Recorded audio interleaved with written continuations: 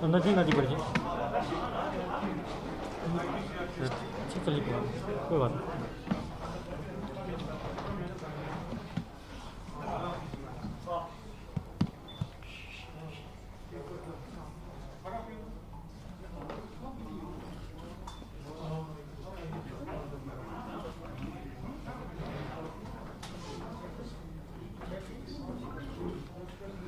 Good morning friends. जैसा कि हम लोग जानते हैं, कल जो तराल में एक इंसिडेंट हुआ था जिसमें हमारे एक एसपीओ को शहीद कर दिया गया, और जब उसकी वाइफ और बेटी बचाने आई तो मिलिटेंट ने उस पर भी अंधाधुंध फायर किया, उसको भी शहीद कर दिया। उसमें जैश मोहम्मद का एक पाकिस्तानी मिलिटेंट था और एक जैश का लोकल मिलिटेंट उसमें इन्वॉल्व था। उसको हम लोग आइडेंटिफाई कर लिए हैं, पीछे पड़े हैं, ट्रैक कर रहे हैं। बहुत ही जल्दी उसको हम लोग न्यूट्रलाइज कर लेंगे। मिलिटेंट ने यह दिखा दिया कि कितना ही बारबरिक होता है। ये टीआरएफ वाले जो क्लेम करते हैं, इनोसेंट को मार को क्लेम करते हैं कि ये इन्फॉर्मर था, मुखबिर था, ये शो करता है कि जो कितने लोग बारबरिक हैं, कितने झूठ बोलते हैं, कितने लोग दुष्ट हैं। लोग, उनकी वाइफ चाहे बेटी कोई किसी का सोर्स नहीं थी। हस्बैंड भी एसपीओ था, बेचारा नौकरी कर रहा था पुलिस में। पुलिस करना, नौकरी करना तो गुनाह नहीं। अगर कोई पुलिस वाला एंटी टेररिस्ट ऑपरेशन में भाग लेते हैं तो वो भी गुनाह नहीं, उनका ड्यूटी का पार्ट है। जबकि बेचारा वो कोई एंटी टेररिस्ट ऑपरेशन में इन्वॉल्व नहीं था, वो सिंपल एक एसपीओ था। गरीबी हालत में लोग नौकरी ऐसा करते हैं पूरा। ये मिलिटेंट का असली चेहरा है। पिछले कुछ दिन में इनोसेंट को, सिविलियन हो या पुलिस वाला जो कहीं छुट्टी पर जाता है, अपने घर जाते हैं या मस्जिद के पास नमाज पढ़ने जाते हैं, उसको टारगेट कर रहे हैं लोग। एक सोसाइटी में, एक कश्मीर में एक फेयर साइकोसिस, एक ऐसा माहौल बनाना चाहते हैं कि इनको डर है आने वाले दिन में यहाँ काफ़ी टूरिस्ट आएंगे, लोग आएंगे, यहाँ पर अमन चैन होगा, उसको ये देखना नहीं चाहते हैं। कुछ पॉजिटिव टॉक भी चल रहा है, उसको भी डिस्टर्ब करना चाहता है। इनका ये मेन मकसद है। यह नहीं चाहता कि यहाँ पर शांति हो, लोग यहाँ पर विकासशील हो, डेवलपमेंट हो, लोग दो पैसा कमाए। इसलिए ये सिविलियन को और इनोसेंट को टारगेट कर रहे हैं लोग। जहाँ तक कल का ऑपरेशन के बाद बात है, जैसा कि हम सब जानते हैं कि लावेपुरा इनकाउंटर के अटैक के बाद और खुशीपुरा अटैक के बाद, खुशीपुरा में हमारे आर्मी के 2 जवान शहीद हुए थे और लावेपुरा में मार्च में इसी साल सीआरपीएफ के 3 जवान शहीद हुए थे। हम लोग आइडेंटिफाई कर लिए थे उस मॉडल को। उसमें जो गाड़ी जो था उसको पहले पकड़ लिए थे। 10 लोग को हम लोग अरेस्ट कर लिए थे। उसमें नाम आया था, अबरार का नाम आया था, जो नारवल का है, नदीम अबरार पूरा नाम है, दूसरा एक एक्टिव का और खुर्शीद मीर का। ये तीनों का मॉडल, दोनों इंसिडेंट क्या था बड़ा इस साल का।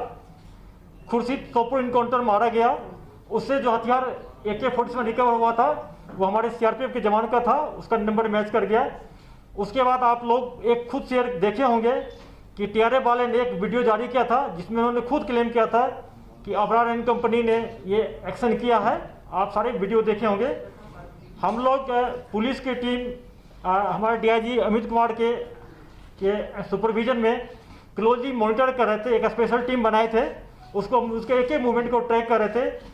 कल मॉर्निंग में वो अबरार वहाँ से निकला था नॉर्थ कश्मीर से, और जो मुस्लिम जो है एक पाकिस्तान टेररिस्ट, दोनों को मिल के एक बहुत बड़ा हादसा 2 जगह करना था कल। उससे पहले हम लोग जिस गाड़ी में आ रहा था, हमारे एक स्पेशल नाका के सीआरपीएफ पुलिस ने उसको पकड़ लिया। पकड़ने के बाद उसको हम लोग थाना में ले गए, इंट्रोगेट किया गया। ये ज्वाइंट इंट्रोगेशन था जिसमें सीआरपी, आर्मी, पुलिस तीनों विंग मिलके इंट्रोगेट किया। उसके बाद एफआईआर लॉन्च किए, उसमें एफआईआर में उसको पूरा उसको अरेस्ट किए और इंडियन एविडेंस एक्ट 27 सेक्शन के तहत उसको हम लोग फिर जो बोला था कहाँ पर रिकवरी करने के लिए, जो कानूनी लीगल है, हम लोग राइफल उनका जो था हथियार रिकवर करने गए थे। हालांकि एक पिस्टल और एक ग्रेनेड पहले रिकवर हो चुका था, और जो घर सस्पेक्टेड हाउस गया था अंदर से फायरिंग आ गया, जिस फायरिंग में हमारे सीआरपीएफ के एक ऑफिसर, 3 लोग टोटल इंजर्ड हो गए और उसको रीइंफोर्समेंट किया गया। सीआरपी, आर्मी, पुलिस ने कॉर्डन को स्ट्रेंथन कर दिया। फिर इनकाउंटर चलते रहा।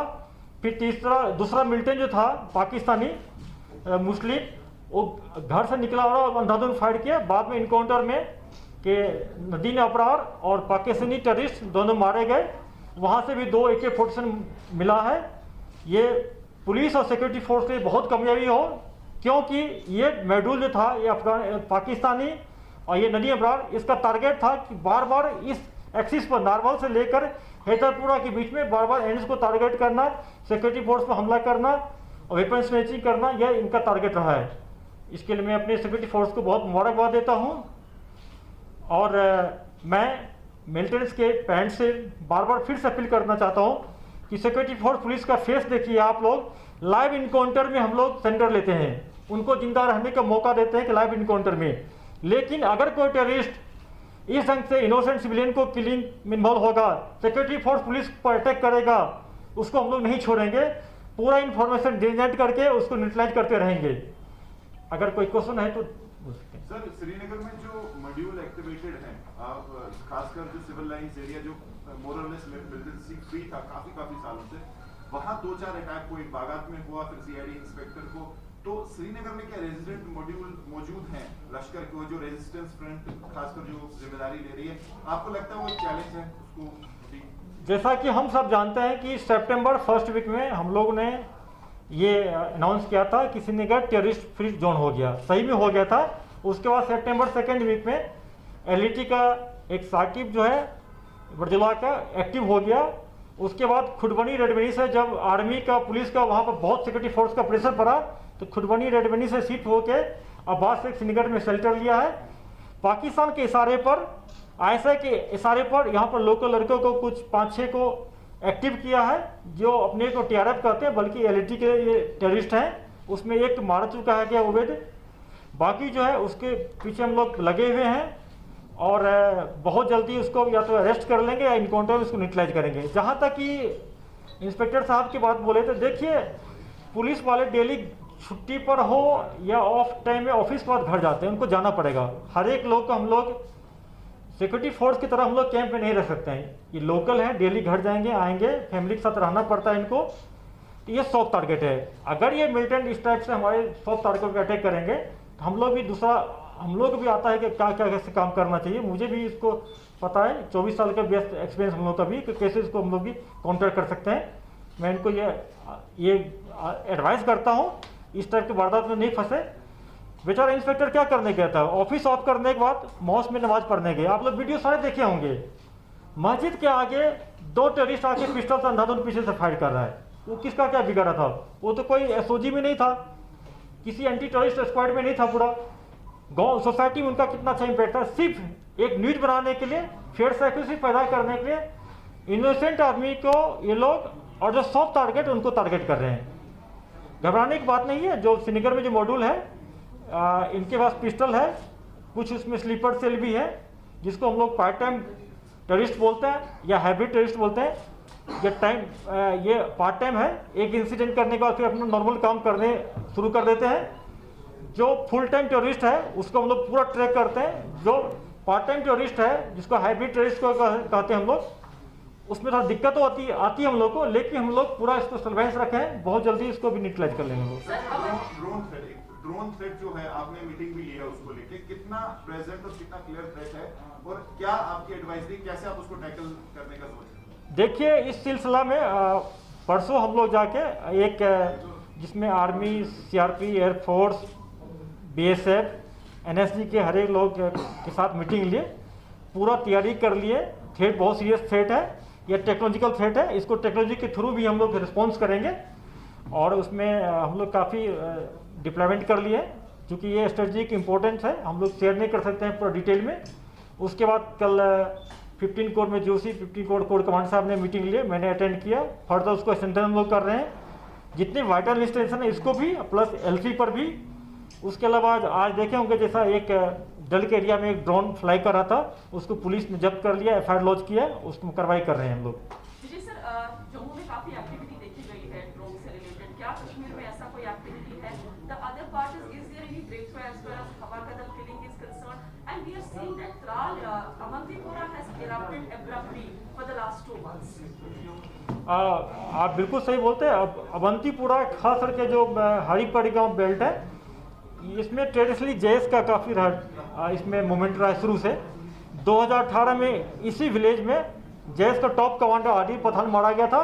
लास्ट ईयर 25 जनवरी को जैश का टॉप कमांडर कारी यासिर पाकिस्तानी मारा गया था। सिर्फ लोगों के दिखाने के लिए कोई सोर्स है, मुखबिर टैग करके ये अपनी कमजोरी छिपाना चाहते हैं, टारगेट कर रहे हैं। हम लोग ऑपरेशन को इन्हांस कर दिए हैं, इंफॉर्मेशन को जनरेट कर रहे हैं, ह्यूमन इंट पर और फोकस कर रहे हैं। तराल में 2-3 अच्छे ऑपरेशन निकाल के इसको भी लोग कंट्रोल कर लेंगे। उसमें हम लगे हुए हैं, अभी बहुत कुछ मिला, अभी शेयर नहीं कर सकते हैं क्योंकि उससे हमारा जो फर्दर ऑपरेशन है वो हेम्पर हो सकता है। क्या उसमें सुमू का कहना है विस्फोटक था, जैसा कि सुमू का कहना है कि उस गाड़ी में 3 विस्फोटक आईडीज थी? नहीं, उसमें आईडी नहीं था, ग्रेनेड था, ग्रेनेड और पिस्टल से गाइस मिला था।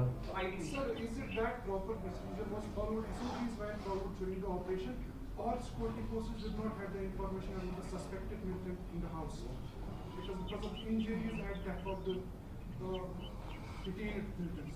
देखिए, एसओपी का कोई रूल होता है। एसओपी जो होता है ग्राउंड पर जो ऑफिस लीड करते हैं, जो हैंडल करते हैं कटिंग एज पर, वो टोटल लेटर स्पीड पे इम्प्लीमेंट नहीं हो सकता है।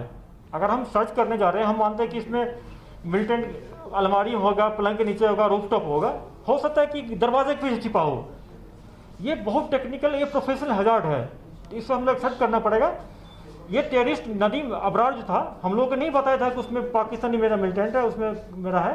वो बोला था उसमें मेरा AK पिस्टल तो हम लोग ले लिए थे, AK उसमें रखा हुआ है, AK को रिफर करने गए थे। अगर वो बोल देता है कि इसमें टेररिस्ट छिपा हुआ है पहले से, उसी ढंग से अलर्ट हो जाते हम लोग, हमारे ऑफिसर जवान इंजर्ड नहीं होते। पिछले कुछ दिनों से